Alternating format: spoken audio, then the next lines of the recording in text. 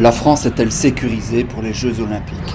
Pour le savoir, notre envoyé spécial s'est rendu sur place. Quand on reste sur les grands boulevards, on pourrait penser que la situation est apaisée, que les touristes olympiques qui vont venir ici vont être accueillis, que les Français vont se sentir honorés de leur présence.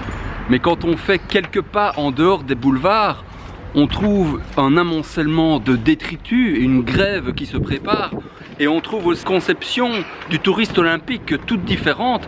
Regardez ce que j'ai trouvé ici, par exemple dans la boulangerie en dessous de mon hôtel, une affiche d'aïkido mental. Donc il y a un club marseillais d'aïkido mental. On parle les touristes à des hordes, on parle de hordes qui vont nous envahir en masse. Apprenez à contenir l'envahisseur, à en faire un esclave dévoué. Ils ont donc le projet de réduire en esclavage les étrangers qui viennent ici. Enfin, étrangers, il faudra encore s'entendre sur le mot étranger, parce que quand je me promène dans les rues ici, je n'ai pas vraiment l'impression d'être en Europe. Ça confirme l'idée que Marseille est vraiment la porte de l'Europe par laquelle se déversent sur le continent toutes sortes de tribus, toutes sortes de nouveautés,